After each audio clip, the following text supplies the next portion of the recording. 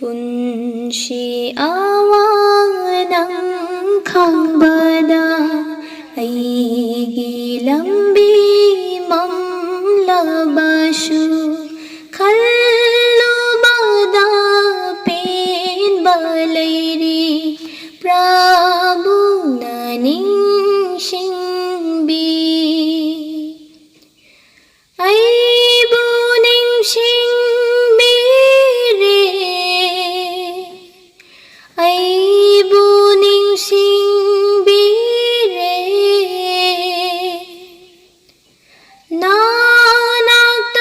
नानाक्तकारी किरुनी Prabhu ननिंशिंबी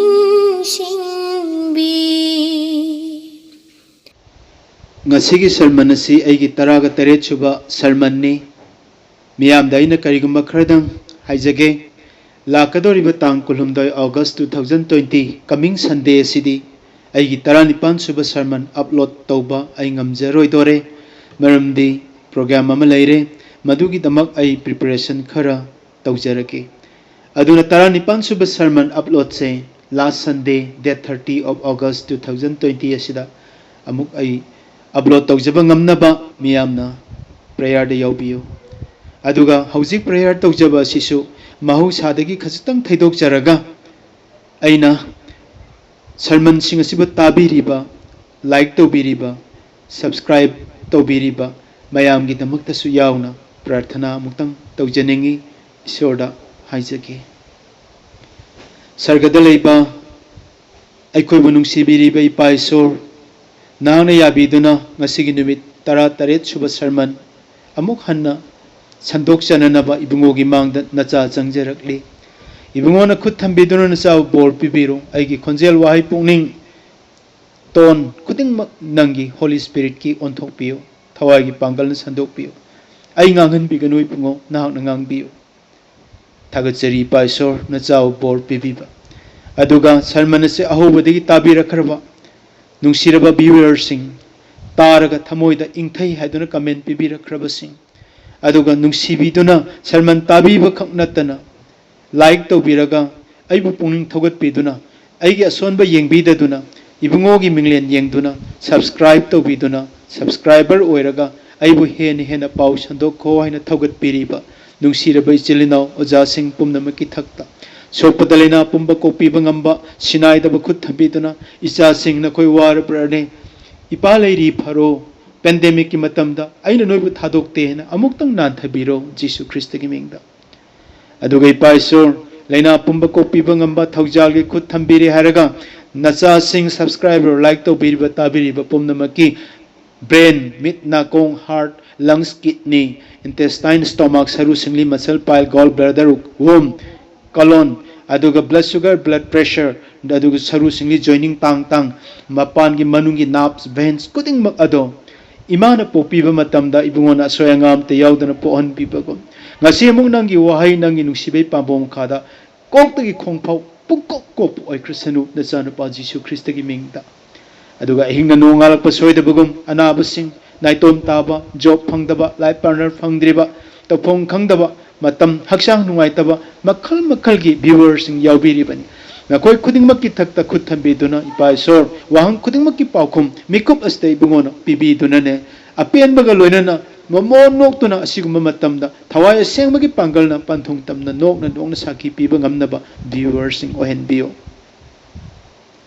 numit ngan sanu haraga numit ngan ki thon wisak thok sanu haraga thon wisak masing thingam dana thoki tha ngan sanu haraga tha ngan ki cha noi war berne nakoi ga awat pa khuding ma do phangjaro kokcharo khakta haibada wahai amamamda oikibagum loina mak kokaniye prabhu isor thagachari naitom tari base aigi mi pit than bado onthokpiu ngasi kapli base nok bado onthokpiu prabhu ahinga se no ngan bada laglasano pandemic asi solution biu prabhu isor na ngai bu phawba sermon se tabang chinjak chari bu kuding makna mapui bungo khak minglen khakta bu son ga dabani haiba shastra to thungna na bi tama ai koi na ibungo da mayon sanjarak pani latna bi ganu ibungo na konsin biu haiduna na chanu pa prabhu Jesu Christ gi minglen sondona ni jari amen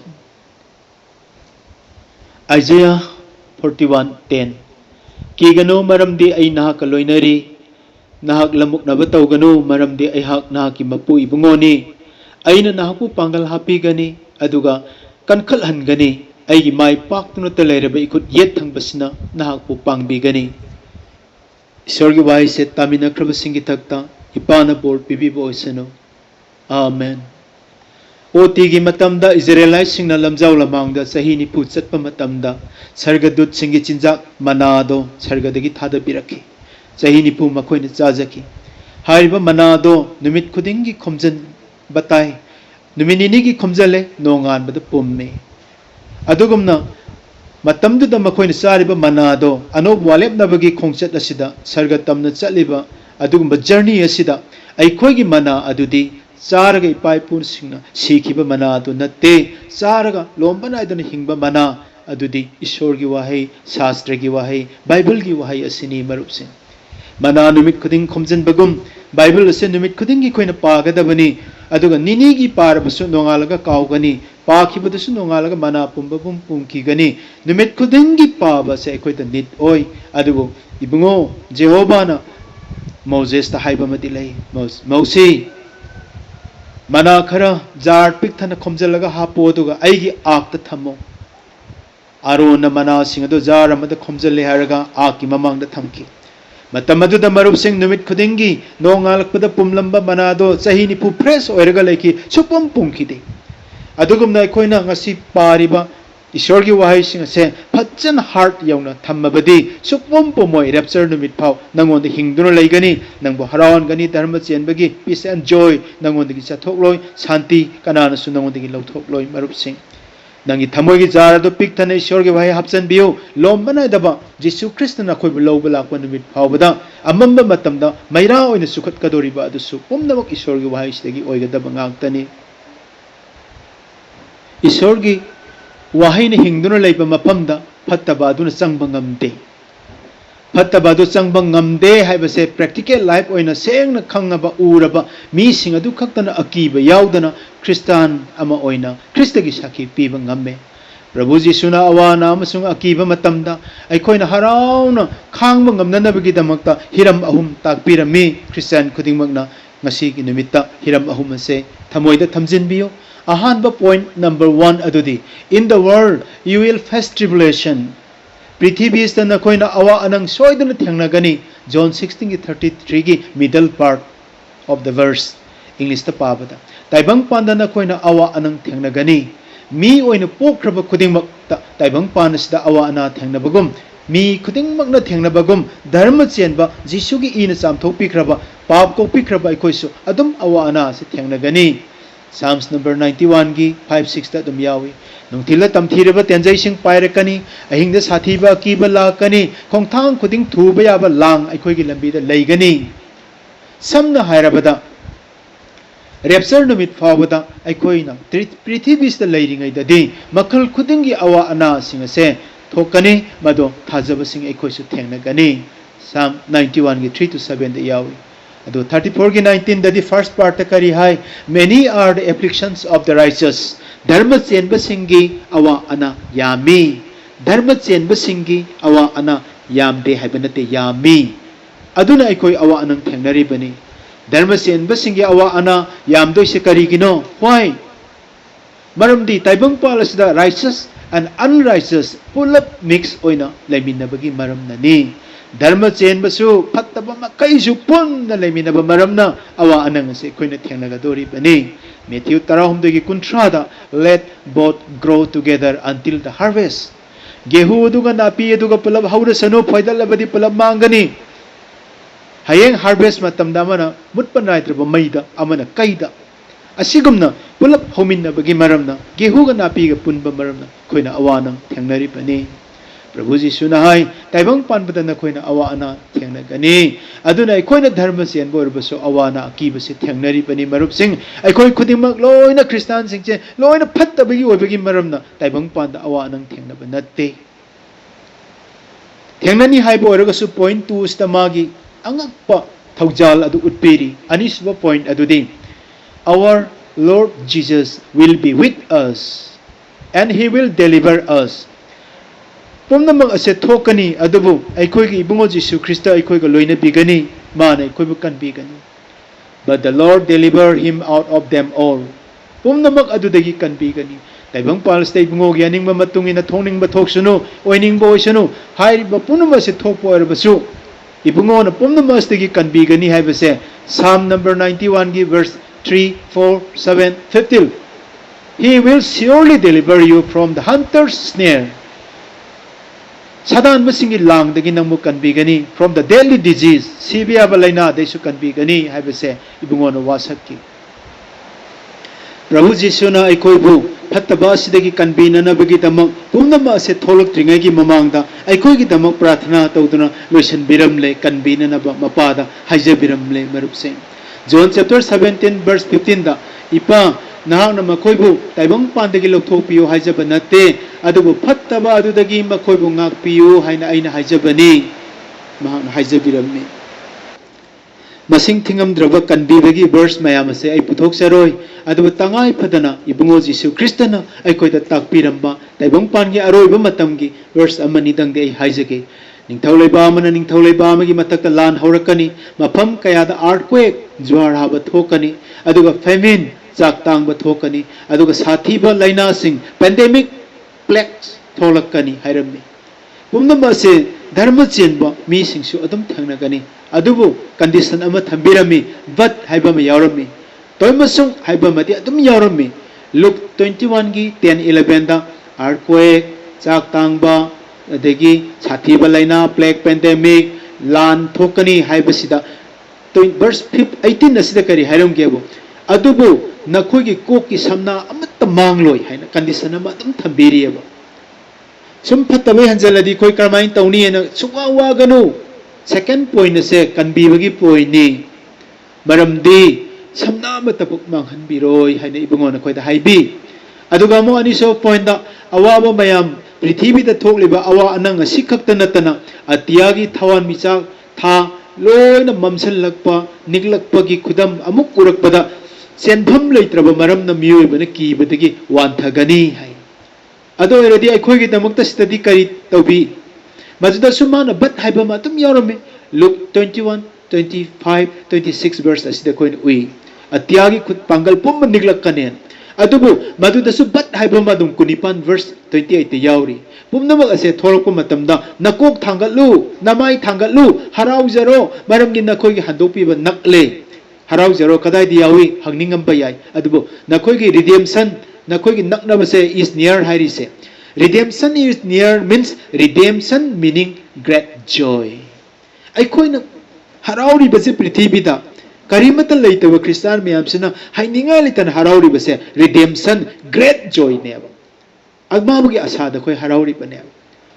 Saitana khoi balaina laisat mayam se lok amamam so amamam lonsel ga khoi bu kaphalle adubu Jisu Kristana thajaba khoi gi damakta di Saitana lonsel lamba every gate every lock khudingmaki ki amamam but yet haina adubu tamasung nakhoi gi damakta di kanbibagi ki sojai amamam loina prithibhi sta pibiramne ahum suba point adudi I don't have to be afraid because Jesus already overcome. Tholakadoriba pumnama ase aina kibagi mathau sukta tadre maramdi bungona hana maithiba piramme.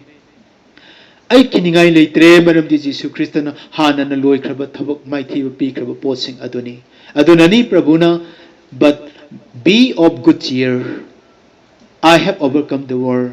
Harau zaro aina taibang panbabu ngamle John 16:33 ki last part harise Jesus has already defeated sickness aikuna nariba thengnariba kudimakse man kuire maithiba pikiba he has already defeated famine saktang bose kuire man maithiba pikiba he has already defeated pandemic man asigumba laichatse kuire maithiba pikiba he has already defeated even death she was kuire mana cross solution ki ba sahi lisingani mamangta thole balaina laisat oigadori ba khuding ma sigi poloi da khoina kiri ba dudi sigadra mangpham yogadra haibasini adunani 1 Corinthians 15:25 ta maram de yekna ba pomnam adu mahaki khongkha da thamdri phawa ibungona pangani hai pomnam ase khoi sigani nagani wari अदो येकनबा अखोगी येकनबा खुदिंगमक्ति खोंखादा माना हाना नेतुना थमगनेबा माना नेला थमदोइबा येकनबसिंग अखोगी येकनबसिंग असे करी करीनो इबुंगोगी खोंखादा थमदोइसे वायरस सिकनेस प्लेग्स अदो पेंडेमिक इवन डेथ हाइरिबसिंग असे निंगथौ लेबाकता अखोइना पांद्रिबा फावै इबुंगोगा लोइनना मागी खोंखादा थमगनी हाइबसे इबुंगोना वासक पीख्रे मरुपसिंग हौजिक्ति कोरोना कीगतब मतम नत्ते कोविड कीगतब मतम नत्ते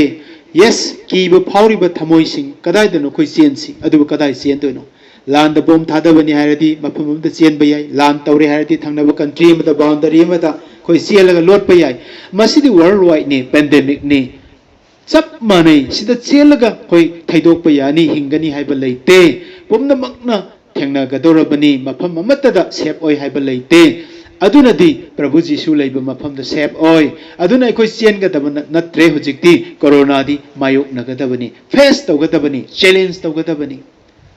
अखोइ कोरोना गुमद कीरे कीरब युमद लेरिब पोचै सिंदी इराइलाना चैलेंज तौरगा फेस तौरी सिटी गैस सिलिंडर द नुमि खुदिंगी पोखाइरिब बोम नि अमुक्तंग पोखाइबदा युम उट ओनगदोरिबनी मी कयाम मचेत मचेत तत्न कार चाखिदोइनी कीब लेतना गैस सिलिंडर द नुमित खुदिंगी खोइना मई चूर चूरग चाक थोंगी सिटी अखोइना सेक्शन बगी नियम खरा दु सेक्शन जरगा मदुगी वांगमददी इबुंगोगी नोंगदमनी खल्लगा गैस सिलिंडर को मई चूंगमी नत्रो इलेक्ट्रिसिटी असि येंबियो युमदा थालिबि इलेक्ट्रिक से मई लाक्त्र सावी मई ला हराउजरी अदुब इलेक्ट्रिक से खोंग खोन चोलगा अमतंग नेकेट ओइना नेटलुरो पाइरुरो सोउरो कनबियु हाइबा यारोय आई लाले हाइबा यारोय कोरोना दगी साथीबा यामना लिसिंग लिसिंग हेलिबने अदुम सीनी खोइ मांगनी हिंगसु नतै चाना हिंगोय अदुगा अमुक शॉर्ट सर्किट थोकना अहिंगदा करिगुंबदा तुम्मिंगदा मई होरक्तन इलेक्ट्रिक तगे युम तुमदन लुपा करोड़ कया लोइसले युम तरा चाखरे दुकान कया चाखरे इलेक्ट्रिक ना होरको मईने येन ममन नाइद्रब मियोइबगी कया की पुंसी इराइलाइना लोशन लोइशन बंगमनिबा इलेक्ट्रिसिटी असिबोदि इलेक्ट्रिक करेंट असिबोदि अखोइना कीदे मई लाक्तरगा साउरी ओनसलगा मई थार ओय सेक्शन लगा लोइरे कीदेबा असिगा सब मानना अखोइ सोशल डिस्टेंसिंग नाकनी मास्क उक्कनी मेंटेन तौगनी अदुगा सोशल गैदरिंग अवॉइड तौगनी सैनिटाइजर अखोइ सिजिनगनी स्टे होम स्टे सेफ ओइना अखोइ युमदा लेगतबनी मीडिया की मपान थौगल तौब याय पैसा थाबसु लोइना होजिक्ति यारे नेट की थ्रू दा यादब अमत्तसु लेते मिनिस्ट्री दा लॉकडाउन तौबसु लेते हक्सांग युमदा लेजरबसु नीट ओरबदी अखोइ चली लोइना सुरी नोमिसिटी अदुने किनिंगाय लेते अखोइ मायोकनबसे मरु ओय अदुगुंबगी थौना पांगल ईश्वरगी वाहैना थंदुना लेरबा मतम असिगुंबा पृथ्वी पुंबा अममन कुपसिनबा मतमदा मोमोन नोक्तुना अइगोंदा मंगा लई अइगोंदा ईश्वरगी वाहै लई अई तौजगे अई उच्चगे यानी यानी किबिगनो अई नाहकु सोइदनमकी थेमजनबा ngangani अनौबा पुंसी फंगनबा लंबी अई ताकि हाइदना मीसिंगी मंगाल ओइगदबा मतमने सुक सुना ममलबा अहिंगी नोंग याय अदुदा बोर लाकले बोर ओंगनबा थोलक लोइना लावबा मतमदा अपंबी लेसाबी सिंगदुना अमंबदुदा मैरा चुदुना मागी कैनादो सिदा लैरि हैना खुद थांगलगा कैनाबु थीबा लाकलबा bore अदुदा ngalhanaba mayam tar yawrumte asingbi lesabi manga dunadi singthakta leiba sahar gumna nimidangda aeroplane paiba matamda abroad ta ching amamba ching duda khun tariba sahar macha macha village macha macha dudi punglang langi hai abroad ta chatpasing aduda khange sida village am leire city macha ma leire town macha ma leire mafam masida mi tai haibasi khangi hai adugumna bor aduna थीब लाप कांदा सुक सुना ममलबा अहिंगी midnight आइदी हाइनिंगा लेतना मालेम से मम्ब मतमदुदा bore लाकले means मई चुखलो आइगी कैना कदाइ दे लई bore दुगी कैना तो कदाइ no मैरा ओइना थांगलगा तागलो ओ हाइबने using बिले साबि मंगा दुन मोमोनो गा थाउ थन्ना यावबनिना इराय लाइना मैरा चुखलगा आइगी पुंगो आइगी बोर ओइबिगदबा हे निंगथौ मचा तोलबी ननाई नुबीदी नंगी कैनादी मफमस लेरे न मैरा थांगलगा गायकी अहिंग नोंयाय दनी लाउरेसे पृथ्वी से तपना तपना अहिंग नोंयाय ओइरकलबनी हुजिकसे लास्ट आवर ओइरबनी 11 आवर नि अदुना करम मतमदा ताइबंग लोइगनी सु खंगदे पृथ्वी पुंबा अममन कुपसिल्ला अबा मियोइबा पुंनमकी थमोइदा अममन लांग ओइना कुपसिल्ला अबा मतमसिदा सिंगथक्तो लेबा शहर आइखोइन ओइदना कनान ओइदोइनो पृथ्वीस्ता you are the light of the world I am the light of the world hairam badagi aidi sarga da sat kharge nakoi da sinaramage you are the light of the world aina tori ba thabuk sinoi makha satha hoina thanam bani hojik tabu pandemic ki damakta di vaccine si irai laina puthok pa yai medical science akhalabani no madi puthorakini Russia na su tongan mafam da puthokna ba test tawri hojik base 9 adu puthorakani ngamki basu yai adu ising isau da di karma medical na kari puthokadori nong nong sit laga loi mang tak puta kari puthokadori karamba medical science na kari puthorakani ikang thokpa matam da medical science na kari tawdoiba jwar haraga loi mangbo matam da medical science na kai tawdoino hainingai letraba chak tangbo matam da medical science na kari tawdoino pumna masda di medical science na yaroye laina gi damukta di yaye adugumma matam adu da healing tawna na bagi damak ishorna koi kokthokna christian singa senga sigi nimita thamli bani haujik ai koi do believer authority lairi bado sijin nagada bani ai koi natana hairi ba puna wado heal tawpina ba leite ajana thamoi sokna hairammi ishorna ajabu sinarga hairammi prithvi da israel singna amambada laikhraba matam kanamata ishor gi mangani haduna laina laisat wari ba chak tangba asau ba pomda mak lando nemtha hanba healing tawbanga ba mi thirakpada kanam leitro matamda aija 60 gi 1 daina 3 pau da kari hai arise shine hawgalo jikti ishor gi macha sing ngalo for your light has come mayam loina male mamme nangi di mangal laklabani the glory of the Lord has risen upon you. Ishor gi matik mga na siguma matamis na nang inatak tangan bire. For look, yengo, darkness will cover the earth. Thick darkness is over the people. Male mase amamma na kupsilak gani. Aduga mi singi thamoy da su lang oina amam bahay mas na pijang oina kanjan karagani. But the Lord will arise upon you. Ishor na nangin natakta nganbi gani and His glory will appear over you.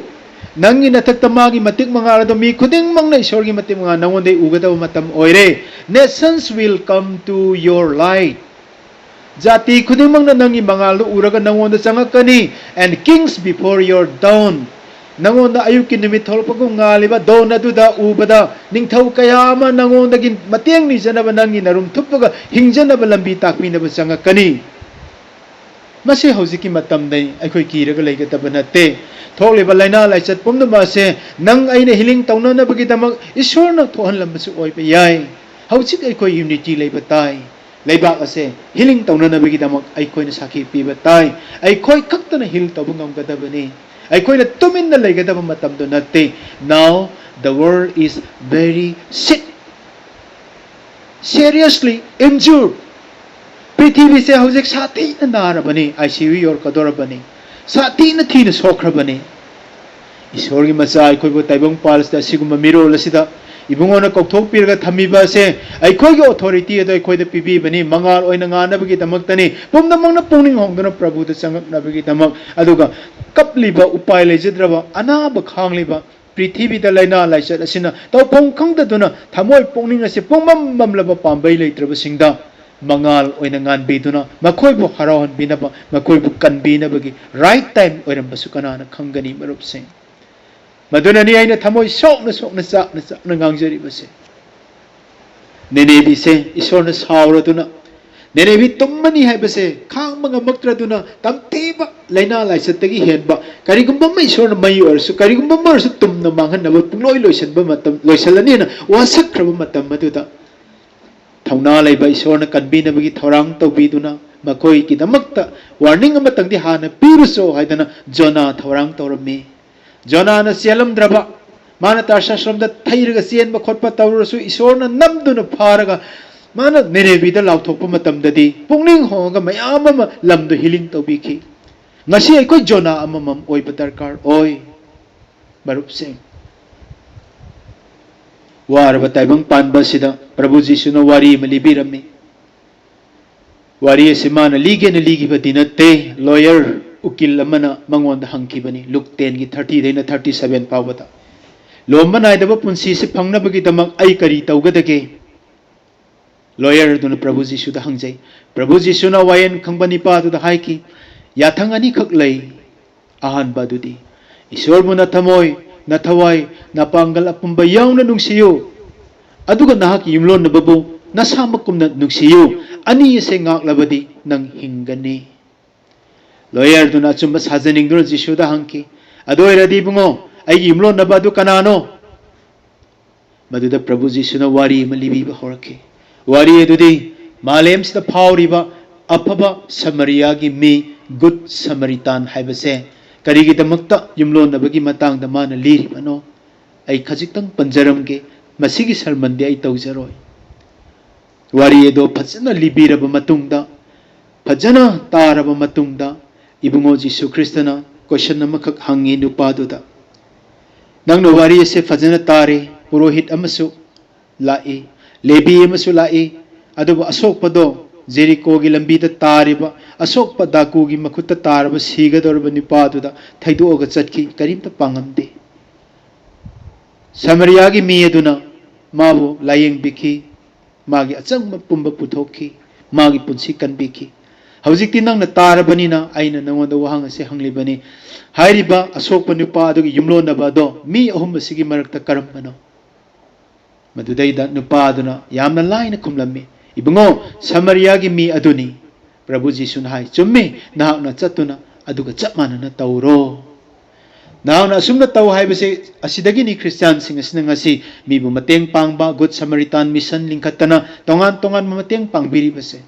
hairiba question ase nang imlo nabadu kanano nupa adugi imlo nabadu kanano haiba kana Samaria gi mi aduni haina khomme adubu wari ase mayamno pandam oina adum lebi adugi lamchat purohit adusu Jerusalem da isor khurumba chatluini asokpa mi mata kandadi thaido chatki sermon yam laigre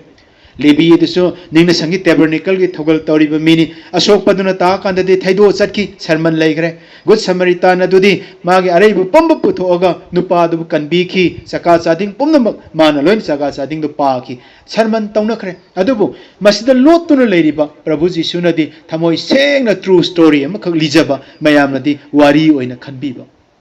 fiction pandam oina khanbiba Good Samaritan ase true story ni marup sing munna khanthabiu Bible ase tinjo laga pabiu phajana Holy Spirit pita na prathana toro pabiu Good Samaritan ase true story ni semjan bawari nate Prabhu Jisuna phumduna thammiriba manungi phachakraba idea sing adudi aina hangjari nakhoi pabada karigumbada masi idea laikhrabra True story harabadi mai maming laigadabani mafam laigadabani source amam laigadabani mi sing adu kanano haibama khoina khangadabani aina hangjari na khoida ngasi kayarak pabiram lagani Prabhu Jisu Krista na libiri bawari ista yauriba daku sing ado kanano maming kari kawi daku gi makuta taraba victim soklaba nupa ado kanano magi maming kari kawi aduga Good Samaritan afaba Samaria gi mi aduna kanano maming kari kawi true story already maming loin lai adubu aikoina Bible paba kanda chaukan kalaga paaki banina aikoina wari oira boy khallaga toi natte wari ase achumbani true story ni ibungo Jisu Krista na liri wari se masama ki punsi wari ni miyoi bai koida thokraba thogdok adu libi bani daku du kanano ai haijage daku dudi daku sing adudi Satan sing asini leader adu kanano Lucifer haina maming thon kraba miyoi bagi yengnaba isorgi yengnaba laikha ta kraba Satan leader aduni victim asok panupa ado siduna sigadoraba hanne yengbidraba kanamtana mateng pangamdraba asok pamido kanano Adam isorgi macha amasu magi kanglup asini mana tadrun leriba Jericho gi lambi ado kadaidano Eden dani Satan makhoibu papta tahan biraga miyoi bana laikha taba mikopta Adam laikha ta khraba asiba do taba kanda magi mamangda purohit lebi kaya la abasu hanna yengamdana thaidoga chatki haibaduna takpadi Jisuna hai aigi imangda la khraba sing adudi huran baga daku ga ngaktani mi kanamatanasu science engineer scientist engineer doctor kanamtanasu pap ko pi bangamde phiyet bangamde pap ki dharma chenba ep bangamde punsi kat bangamde maramaduna thaido ga makhoi loin chat ki bangaktani Lucifer na edenda lekha tahan bikraba thina soklaba sam adugumba lam chatpa nupa do Adam amasung nang ai asini matamduda thaido ga kaya poktak piramba apa ba tongan ba mi makhal kaya ma prithibis ta angak pa mahapurus pokrabasu ta sengnok phi yet piduna pap ko habase sengna lauthok piram ba leite maramaduna ibungo Jesu Krista se ikon ko na laaga mana apaba Samaria gi mi oiduna pap na Lucifer na yaitatuna thawai da chukraba I mungak lama muna chukraba pap do I ase unmuk na honduna pap chendraba mana cross matak ta pibi kibani aduga mithung changda thambiduna achangba kharsa khudimung mana puthokduna maduda changba I maduda changba magi hakchang madugi mamaloina punsi thawai piraga cross matak tak mahakna apaba Samaria gi mi oiduna mapunsi katlaga magi mi oiraga aikhoi se magi yimlon na bo oija hobani ngasidi one family one neighbor ma oirabani wari edu de yaur ba good Samaritan do ibungo Jesu Krista masa mag asini marup sing aduga Jesu na hai aidi sargada chatlagani ai natana noibu kanam ta pap tagi asigumba eden da takraba siba haibasita takraba mioi babu ai natana kanam tana nangi yumlo na boy duna punsi piraga nakhoi ki chaga jading ai na ithawai hakjang I pi duna katlaga noibu handok pi ba sigumna atai kanam ta su leite maramadana ai na tauriba sigumna chatlo nangna su adugumna tau haiduna lawyer tu tamana haiba hori bani chatlo nangna chumna khume adugumna nang su tauro hai Haujikti asiguma waraba papta taraga sigraba ising isaw na su country sing se waraba aduga nong nungsit na su waraba wildfire na su waraba aduga tongan ba laina laisan na laina makal pandemic na aduga chak tang ba na earthquake na tongan ba ot nei ba madi lan na nungai pham su khang draba prithibi se sum lekang la oisal alaba matam sida yumlo na ba pangbi na ba amatang haidona taibang pa na ikoi bu thiri haibase nang na good Samaritan habase ki value khanglabadi nang na tan moibu pangbinaba leite habase Jesu na khoi da tambiram pane pandemic sibudi vaccine puthokrabasu ising isaw gi vaccine di leiroi ikang gi vaccine leiroi nong nusit ki vaccine leiroi landslide ki vaccine leiroi wildfire ki vaccine leiroi prithibi da lakadori ba asaw baste ki nan thokpa ngamna ba hidak puthokpa mioi bana ngamloi pumnama se healing taunaba gi damaktadi jona am khak darkar lei mathau tai light amakak darkar lei thokadori ba pumnama se amamba haibaduga pandam oiribani mangan gi thodok natte tholaiba singse amamba akibagi asibagi pandam ngaktani malem da laibase phatre haibani pap ki thabak ngaktani tholai singse pap haibase amambani amamba bu mangan bangambadi prithibi da mangal natana scientist na amamba mangal naba khulai device amata puthok palaite kanano sarga gi mangan ngalaga dori ba malem si loin mamak pada Isaiah 60 da haibugum 1:3 da I am the light of the world Jesu na hairam me mana sarga karam daida you are the light of the world taibang pan bagi mangan do na khoi oirabani ai khoi natana malem si bungal handoi se kanano healing tawgadoi se kanano ising isaw bu healing tawba se hidak ne yaroi nong nusit pu hidak ne yaroi ikang thokpa da hidak ne yaroi marup sing taseng namak isorna healing ngam na bagi tamang authority pirga thami base ngasi ge Christian sing ai khoi ni marup sing naha ki punsi dadi taseng namak Jericho ge lambi da Sibaya na taraga purohit na su lebi na su thaido sat kraba asok pataku singi makutta tarba nupadu gi dasa magi awaba magi upai suklai litraba punsi do nong mata sunang nathamoy da phauram loi maram di punsi da nahak di thokidri ai di thokrabani na phaure do marup se accident na maina thengnaba mikup adu da pung amaga meni nifuni pan seki ku semlaba matung da paradise su urba matung hadis su aina urba matung ai amuk ku sembaloraga hingalaki matam aduda kokta gi yopi satki laibakta glass inchi mukchang dar plus na satki yam thina khud achi su yawi khangdre saru phakare wa khongchu I na pong lop lupe I achaki matik gari se haidharaga lehori is ngamlaba meter sawnga mu hena luraba duda lambi leitabani rescue team aduna ku saraga ayu pukhanna bo honabada pung ani ahum change pung mari poiram gani yamna wana khongpham sem dona ngamlaba chingmai tudagi main road jorapota numidangi pung nipan makhai tare maludagi tata mada saru gumba kaimba pot khara amanba kai makum khara sai khatpiraga ai hipal leraga mani bani se hipalaga nathial gi hospital tana pubire egi testimony gi second part ni marak ta hek hapsarake mate miracle yamna lei marup sing isorna aise top na mana hingna ai uhan biba khanghan biba se ꯑꯩꯗꯤ ꯇꯁꯦꯡꯅ ꯊꯦꯡꯅꯔꯕꯅꯤ ꯃꯗꯨꯅꯁꯨ ꯀꯤꯕ ꯂꯩꯇꯦ ꯅꯨꯡꯉꯥꯏꯕꯁꯨ ꯃꯥꯡꯗꯅ ꯉꯁꯤ ꯑꯩꯅ ꯂꯩ ꯉꯝꯃꯤꯕꯅꯤ ꯑꯩꯗꯤ ꯑꯣꯏꯔꯨꯔꯕꯅꯦ ꯂꯥꯏꯕꯛ ꯊꯤꯔꯕ ꯗꯥꯀꯨꯁꯤꯡꯅ ꯃꯔꯟ ꯃꯨꯜꯂꯒ ꯐꯨꯕꯤꯔꯕ ꯊꯤꯅ ꯇꯥꯗꯨꯅ ꯂꯩꯔꯕ ꯅꯨꯄꯥꯗꯣ ꯅꯍꯥꯛꯇꯤ ꯑꯣꯏꯗ꯭ꯔꯤꯕꯅꯤꯅ ꯈꯪꯉꯝꯃꯣꯏꯗꯣ ꯑꯩꯗꯤ ꯄꯨꯟꯁꯤꯗ ꯑꯣꯏꯈ꯭ꯔꯕꯅꯤ ꯃꯔꯨꯞꯁꯦ ꯑꯗꯨꯒꯨꯝꯕ ꯇꯥꯇꯥꯗꯨꯗ ꯍꯥꯞꯄꯒ ꯅꯊꯤꯌꯥꯜꯒꯤ ꯍꯣꯁꯄꯤꯇꯥꯜ ꯑꯗꯨ ꯇꯝꯅ ꯄꯨꯕꯤꯕ ꯃꯤꯀꯨꯞꯇ ꯖꯪꯒꯜ ꯑꯃꯈꯛ ꯐꯥꯎꯔꯒ ꯆꯠꯂꯤ ꯃꯆꯥ ꯑꯃ ꯍꯧꯖꯤꯛꯇꯤ ꯂꯩꯔꯝꯗꯕ ꯌꯥꯏ ꯃꯤꯁꯨ ꯇꯥꯗꯦ ꯀꯗꯥꯏ ꯄꯨꯁꯟꯕꯤꯔꯤꯅꯣ ꯍꯪꯀꯥꯟꯗ ꯑꯩꯕꯨ ꯁꯦꯟꯅꯔꯤꯕ ꯅꯨꯄꯥꯗꯨꯅ ꯍꯥꯏ ꯑꯁꯤ ꯖꯤꯞꯀ ꯊꯧꯔ ꯆꯠ ꯉꯝꯄꯣꯠꯇꯦ ꯅꯨꯃꯤꯗꯥꯡꯗ ꯇꯝꯅꯕꯅ ꯂꯣꯏꯖꯥꯅꯤ ꯑꯁꯤꯕ ꯍꯣꯁꯄꯤꯇꯥꯜꯒꯤ ꯃꯌꯥꯝꯗꯨꯅ ꯊꯋꯥꯏꯅꯅꯤ ꯍꯥꯏꯅꯩ ꯁꯥꯁꯨ ꯃꯈꯜ ꯃꯈꯜ ꯌꯥꯝ ꯊꯣꯛꯏ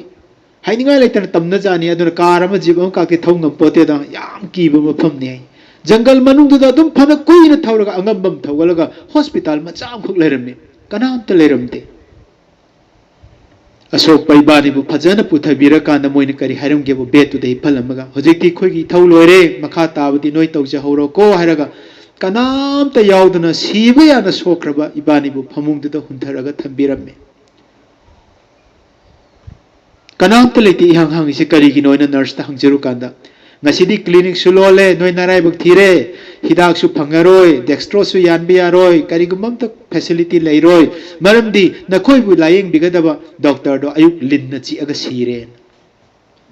लिन्न चिप्पगी सीबनिन स्टाफ सिंगसु लोइन चनगरे करिगुम अम्त फैसिलिटी लेत्रे नोय अदुम हयेंग नोंगालगा सिलचरगी गुंगुर हॉस्पिटल दा पुननबगी थौरांग तौरो मी नेओ अहिंग सिमदि लेलो बैंडेज दि तौबीरगे न बैंडेज तौरे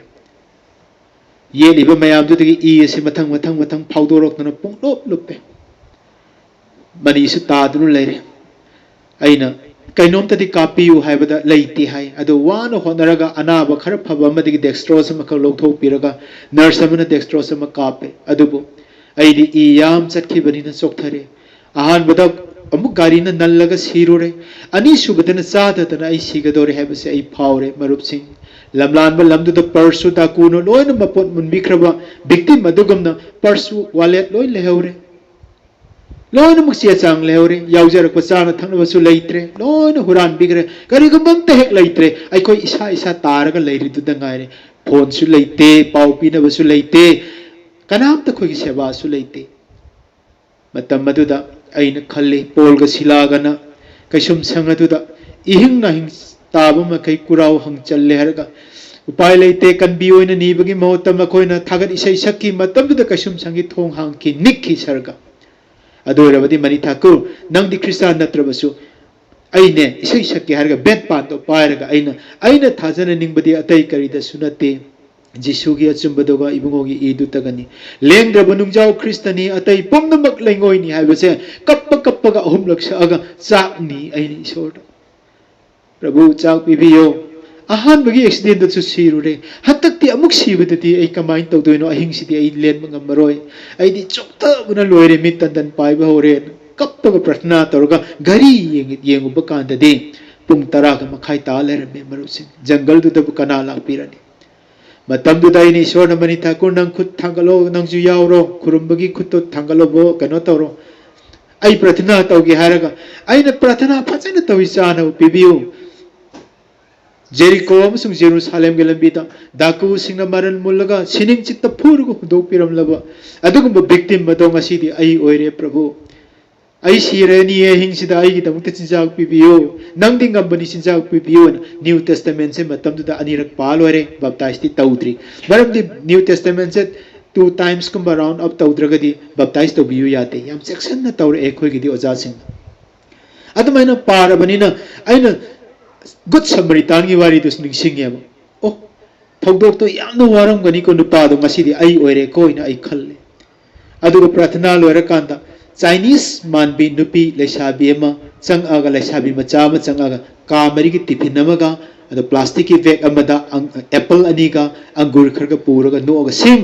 नोय 5057 ZRM की एक्सीडेंट दुरा हकन मानी है अखोई के अहन सिंग न पिरक मनी सि चाव होइना मान पीबी प्लेट पुथोरई अदुगा फजन चाक तो पिजरे तन यावरई nga तावबगा हवाई थोंबा यावरई सलाद यावरई अदुगा लोइना चाक सु हावबा यावबिरई अइना सीद्रगा लोइरे न फजन चाय चाक से टेक थनाई चारे चाव लोइरे कांदमान कोलिक फेंगदो पिरमी कासु फजना नाथोक पिरमी अदुगा मखुत तिंगथोगा मखुत मसा हामगा नबानीदा नाब फरोइना बोर पिरमगे हारा कोकता नांथबिरमे फरो कोइने हिंदी लोन दंगांगा नंग फरो को नखोय नि मइना अदुगा चलगे कोइन हाय आइना करमाइ चतोय जानोने मोय आदा ग्रुप लेरमगनी नै खंजब मपादा थौनाव दगी आइना येंग कांददी लेसाबी अदु नोक न नोंग न ngoro ngorga Chinese मालेबा मिजौ लोन सुंगांगा मी नर्स तमा अदुगा चतखरगने मीना गाड़ी न भुक चतप ngमरोय दब पुंग 12 गा मिनिट 35 तारा कादुदा अंगमबदुदा तपना तपना कुमथरगा जंगल दुदा अदुम तपना चतखरे मा मतोम मदो सरगदुतने वारब मतमदा जेरिको गी लंपाक अदुदा तादुन लेरब विक्टिम लंबीदा सीब नतन करीमत पांबई लेत्रब लेंग मंगमद्रब मतमदा प्रभु जीसु क्रिस्तना अफब समरिया गी मी ओइना लागपीखिबा दुगुमना अई पुंसिना विक्टिम मदो ओइदना कनामत मतेंग पांगबिनब लेत्रब हन्ने येंगबिनब लेतना तारगा सीबा हाइबसे खुदकता दुम सीबा याना लेरब मिकुपतुदा ईश्वर मसामुक नमागी दुतना अफब समरिया ओइना लागपीरे हरगा उहै वहै पिबिरमी सर्गगी चिंजाक तो अखोइदा पिजरमी मरुपसिंग ngasi khorang liba good samaritan gumna upai leitraba pap ta sirba mi sing asigi maichak se nang na phauda bo eram gani aina phauda bo eram gani kayamuk thoklaba mangon dadi dasa adu tarba mi sing dadi kaya gi matik victim oiraba sing asina waram gani na koina ngairi kanbi ba mapu magi damak na koina ngairi healing tabi ba mi sing ai koina tan prithvi sta kanano makoi bu kanbi ga dori ba chikti ngasi kigallaba timit oina poksarak pa aina kidribase जीसु ख्रिस्त की थबक सिंह अदु उबगिनी indirect ओइना ख्रिस्त दो सीबा मतम दसु उरे अदुगा हिंगना सर्गदुतपो तसेंगनमक थाबिरलगा अहिंग अदुदा मान उमंगदा चाना थनो पिरमलगा चटकी हिंगदुना लई थमोय कायरब सिंगी मनाकता इबुंगो लई आइना ख्रिस्त दो इनडायरेक्ट ओइना उजरे मरुप सिंह मसिमक आरान बरा अचुम बरा हाइबसे शास्त्र दा आइना नैना जै अरिबो वालेप नबददी ईश्वर उबयादे ईश्वर की वासी तागदबने जोशुआ 3:9 जोशुआ न हाय इजराइल मचा सिंह दहाई की लाओ सिदा अदुगो नखोगी ईश्वर जेहोवा न हाइरिबो वा सिंह से तारु लाओ कम एंड हियर कम लाओ एंड हियर तारु लाओ ईश्वर न पुरोहित ngamakpa वा सिंह दो तागदबनी न्यू टेस्टामेंट दि जॉन 1 की 46 ता सुमाइना हाय कम एंड सी ईश्वर से वा तागदबनते येंगजरु लाओ उब फंगनी हाय नाथानियल ने फिलिप ता हाय नजरेत तबु करबा फब थोप ngambagene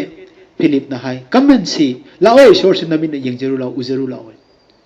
न्यू टेस्टामेंट दि उगदबनी जीसु क्रिस्तन हाय आइबु उरब महा अदुना इपा अदुबु उरबनी आइबु उरब मतुंग द फिलिप नंग इपा बु हनबियोना करिगी हंगिबनो आइ उब महा अदु ईश्वर उरबनी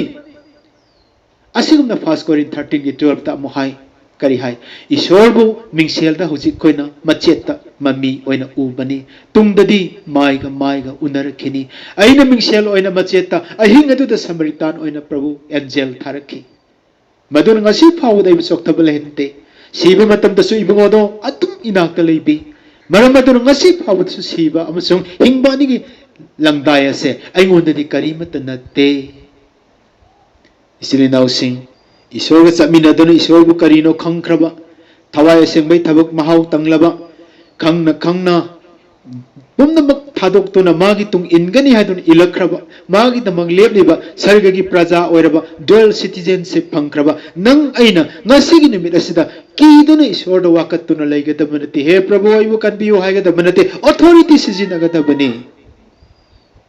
सेबोक सिंह अदुना कोइना इबुंगो ग समिनदुना इबुंगो गी तुंग इनबा ओइरबसु हेक माइथी हेक मखोय चुमना सिजिनदे इबुंगो गी बिलीवर अथॉरिटी दो मखोय प्रैक्टिस तौब ngamde मोइना अनाब खरा फालुरग हराउबदे हेना कया उदे इबुंगो न मखोय हन सैरग थम्बिकी चक मानना इन द सेम मैनर दा अखोय ngasi सुसुम इबुंगो न सैब मी ओहेनगा कुमसी बिलीवर अथॉरिटी दो याउरिबनि नंगोंदा सिजिनौ मयाम पुनो पुनंग हराउब ngamद्रगसु नसामक पुदि पुंगान गान हिंबियो अंगक रिवाइवल थुंबियो जीसु क्रिस्तना नोंग सिट खामजनबगी मतंगदा मैथ्यू चैप्टर 8 वर्स 23 दिगना 27 पाबा कांदा पाट वांग बदा लान थोक्सी हाइदुना मागी सेबोक सिंग अदुगा निमिदांग पाट वांग बदा लान नब चलमी इकम खंगौदना अकनब नुंसित अमसुंग अकनब इथकना ही अदो फुदुना ही कायगा दोरमी ही अदो चंगबा होरे ꯃꯇꯝ ꯑꯗꯨꯗ ꯁꯦꯕꯣꯛꯁꯤꯡ ꯑꯗꯨꯅ ꯕꯤꯂꯤꯚꯔ ꯑꯣꯊꯣꯔꯤꯇꯤ ꯁꯤꯖꯤꯟꯅꯕꯒꯤ ꯃꯍꯨꯠꯇ ꯑꯣꯟꯁꯤꯜꯂꯒ ꯄ꯭ꯔꯚꯨ ꯅꯪꯅ ꯇꯨꯝ ꯂꯩꯊꯣꯛꯏ ꯑꯩꯈꯣꯏ ꯁꯣꯝꯗ ꯁꯤꯗꯣꯏꯁꯦ ꯅꯪꯅ ꯊꯋꯥ ꯁꯥꯕꯤꯗ꯭ꯔꯤꯕ ꯀꯔꯤꯒꯤꯅꯣ ꯍꯥꯏꯅ ꯃꯥꯅ ꯏꯕꯨꯡꯉꯣꯗ ꯆꯩꯁꯜꯂꯨꯏ इबुंगोना इंगक नक हौगलगा नोंग नुंसित खामकी इथक अदो लेपो हाइन लेफनकी अदु लेफलबा नुंसित पु चैरबा अमसुं इथक अदु चैरबा मतुंगदा सेबोक्सिंग द ओनसलगा अमुक चैखलई हे थाजा फातबसा नखोइने किरिब करिगिनो निमित खुदिंगी अखोइसे ईश्वरना सुमाइना हे थाजा फातबसा हाइना नोंतीगी चैबिरंबा याइको मरुपसिंग थवाइगी नाकोंग तो फजन तायेंगो ईश्वरना नंगु थागलिब्रा ईश्वरना नंगु चैरिब्रा हाइबसे होजिकी पुंजास्ता नंगी एक्शन नंगी एक्टिंग नाकी फील तौरिबा माइंड हार्ट मुनुमा अदुना उटकदोरी बनी ईश्वरगी मांगता हाइरिबो नोंग नुंसित खामबदो हेक पारुबा कान आई मिकअप थोलकी ओ सेबोक्सिंगसिना सोइबगुम आइदी सोइररोइ कोइन मरुप अदुगुम नोंग नुंसित अदु नंगबा मतमदुदा सेबोक्सिंग अदुना इबुंगोबो डिस्टर्ब तौबिरिबा करिगिनो तौफम सुंथोक थोकते नोइ लैरी नोइ हि होलुको पाट वांग मसिदा आई याम वारे थौगल तौरुबगी गाहकता आई तुमगे तना फजन हायरगा प्रभु जीसु तुमगे बनी नोंग नुंसित लाकपा कांदा असिंगबा सेबोक्सिंग थवाइदा लेबा सेबोक्सिंग ओइरमलबदी हे नोंग नुंसित लेपु आइगी इबुंगो तुम्मी डिस्टर्ब तौगनु जीसु क्रिस्त की मिंगदा लेपु याथंग पिरमगदबन हे इथक तपथौ आइगी इबुंगो तुमली डिस्टर्ब तौगनु जीसु क्रिस्त की मिंगदा लेपु इथक जीसु क्रिस्त की मिंगदा चटखरो नोंग नुंसित आमेन नुंसित तपथखिगदबनी सेबोक्सिंगना ऑर्डर तौरगा कमांड तौरगा अदुगा सेबोक्सिंगना चैबदा इथक अदो लेपकदबनी इथक लेपख्रबदी इबुंगोद नुंगाइना वारुरबा इबुंगोनी डिस्टर्ब तौबा यादेन हि होलगा तोरबान वांगमा यौरकांदा हराउना प्रभु लेंखत पिरो तोरबान यौरे हर इबुंगो कयाम हराउरमगनी अस नोई याम नुंगाइन तुमहलेदको आइबु इनाइसिंग इबुंगो अस साखिबा नोंग नुंसित अमा लाक्तना अखोगी हिसदे इसिंग चंगबा हौरबनी थुगाइबा हौरबनी इथकना फुबदा मथंगा ऑनगे तौरमलबनी अइना अखोइना ने प्रभु अखोगी इबुंगो तुम्मी डिस्टर्ब तौगनो अगी प्रभु तुम्मी हैदना अखोइना चैरगा नोंग नुंसिसु लोइ फानग्रे इथकसु लेपख्रे प्रभु नंग तुम्बा काइने अखोइना चैबनी हैरम तारगदी हे थाजा फातबा हाइना चैरमगद्रा चैरोय अदुइ महुतदी पेले हैना बोर पिबिरमगदबनी असिगुम्बा अवा नंग लाकपा कांदा जीसु क्रिस्त से नुंगाइना आइगा चमिनरी खंगना खंगना अखोइना प्रभु हजलजन अखोइ सिदोरी से खंगबीदरा तुमिन लेथोइ करिगिनोना चैरुबा तारगदी इबुंगोनसु थाजा फातबा हाइना चैरकपा याबनी मरमदना सेबोक्सिंग अदुना इथक इपो अदो इरालाइना बिलीवर ऑथोरिटी सिजिनरगा लेपु हारगा लेपचखरगा दबुदबु सिजिनददना तुमलिपा इबुंगोबु हन हन अवाबा पिबी अखोई अमहना सिगुंबगी थाजबा फातबगी थबकसे थादोक्लसी मरुपसिंग अखोइना कीबा लेतना चोंथोक्लसी अवा नंगी मतम मसिदनी अखोइना जीसु क्रिस्त की मतिक मंगाल अदो थागत कदोरिबा ईश्वर की ग्लोरी उदोइसे पेंडेमिक मतमदनी नंगी नकोक्ता मंगाल उदोरिबा नंगी माइथोंग येंगलुबदा सर्गदूत ओइना उदोरिबा थवाइना थनबा गांग थोरकपता लाइबुंग पानबगी नतना सर्गदगी कुमक मी मगुमना 100% ईश्वर से नंगोदी उहनगदो मतमदो हौचिक असिनी मरुपसिंग डेविड ना अब्सलोम दगी चेले हारगा यामना वाना हिंफम लेतदुना लोलबा मतम यामना वाना मिचेल ओइना कपना लेलबा इमुंग कांगखोंग चारबा मागी नुपीसिंग लोइना इज्जत मांगहनगिरबा मतम अदुदा मिचेल ओइना मिरोट ओइना मचीबदा लोलगा लेबा मफम अदुदा करी हाइगी डेविडना the Lord is my glory मान हाइबसे the Lord is my glory ईश्वरदी आइगी मतिक मंगालनी अवा अनंग मयाम तारबसु ईश्वरना इबु लोइनरी अदुगा मागी ग्लोरी अदु आइंगोंदा थन्न गांदुना लैरी हाय सिंहासनदा नुंगाइना फमगा डेविडना इजराइल अमदि जुदानी की निंगथौ ओइरगा सिंहासनदा मिनाइ मिसनना कांगाइ चामोर पाइदुना सेवा तौरबा मतमदुदा ईश्वर से आइगी ग्लोरी नि हाइगी बनते कोइ चेलगा मिनाइ अमगुमना चेलगा अंगावबा सादुना आकिसकी मनाकता मुक चेंसन अमदा मुक लॉर्ड फिलिस्ती सिंगी मफम तमुक चत सोलगी मखुतैचु हिंगनबा होनबा मतम पुमनमक्ता the Lord is my shepherd the Lord is my helper the Lord is my glory मतंग ईश्वर की मतिक मंगान ngakतनी मतम तु दमाना थागत खरिदो जोसेफ ना इजिप्ट मिनाय ओइना लेरिंगै मतम दुदा my father's Lord is being with me आइगी इपागी ईश्वर ना आइगा लोइनरी हाइना पोटिफर दा हाइकी फेरो मक्सामक्ता सु हाइकी अदुक चारब इजिप्ट की फेरो दु दमाना आइगी इपागी ईश्वर दो आइगा लोइनना लई ꯑꯩꯒꯤ ꯏꯄꯥꯒꯤ ꯏꯁꯣꯔꯅ ꯃꯗꯨ ꯌꯥꯗꯦ ꯑꯩꯒꯤ ꯏꯄꯥꯒꯤ ꯏꯁꯣꯔꯅ ꯑꯩꯕꯨ ꯊꯥꯗꯣꯛꯄꯤꯗꯦ ꯄꯣꯇꯤꯐꯔꯗꯁꯨ ꯍꯥꯏ ꯄꯣꯇꯤꯐꯔꯒꯤ ꯅꯨꯄꯤꯗꯁꯨ ꯍꯥꯏ ꯑꯩꯒꯤ ꯏꯁꯣꯔꯒꯤ ꯃꯥꯡꯗ ꯑꯗꯨꯒꯨꯝꯕ ꯊꯕꯛꯇ ꯇꯧꯕ ꯌꯥꯗꯦ ꯑꯩ ꯏꯁꯣꯔꯒ ꯂꯣꯏꯅꯅ ꯂꯩ ꯀꯅꯥꯝꯇꯅ ꯅꯤꯡꯊꯧꯅ ꯍꯥꯏ ꯉꯝꯗꯕ ꯋꯥꯍꯩꯗꯣ ꯃꯤꯅꯥꯏ ꯃꯥꯅ ꯍꯥꯏꯕ ꯉꯝꯃꯦ ꯖꯣꯁꯦꯐꯅ ꯑꯩꯒꯤ ꯏꯁꯣꯔꯁꯦ ꯑꯩꯒꯤ ꯅꯥꯛꯇ ꯂꯩ ꯃꯥꯒꯤ ꯃꯆꯥꯗꯣ ꯑꯩꯅꯤ ꯃꯥꯅ ꯐꯦꯚꯔ ꯇꯧꯕꯤꯈ꯭ꯔꯕ ꯃꯤꯗꯣ ꯑꯩꯅꯤ ꯍꯥꯏꯕꯁꯦ ꯅꯨꯡꯉꯥꯏꯅ ꯄ꯭ꯔꯥꯏꯝ ꯃꯤꯅꯤꯁꯇꯔ ꯑꯣꯏꯔꯀꯥꯟꯗ ꯃꯆꯤꯟ ꯃꯅꯥꯎꯁꯤꯡꯅ ꯆꯥꯃꯤꯟ ꯊꯛꯃꯤꯟꯅꯔꯒ ꯅꯤꯡꯊꯧ ꯑꯣꯏꯅ ꯄꯥꯜꯂꯕ ꯁꯦꯀꯦꯟ ꯀꯤꯡ ꯑꯣꯏꯕ ꯀꯥꯟꯗ ꯍꯥꯏꯔꯝꯕ ꯋꯥꯍꯩ ꯅꯠꯇꯦ ꯃꯤꯅꯥꯏ ꯑꯣꯏꯗꯨꯅ ꯀꯅꯥꯅꯁꯨ ꯃꯋꯥ ꯂꯧꯗ꯭ꯔꯤꯉꯩ ꯆꯩꯐꯨ ꯅꯥꯏꯅ ꯆꯩꯐꯝ ꯅꯥꯏꯅ ꯆꯩ ꯆꯥꯔꯤꯉꯩ ꯃꯇꯝꯗꯅꯤ ꯃꯥꯅ ꯏꯁꯣꯔꯕꯨ ꯊꯥꯒꯠꯈꯤꯕꯗꯣ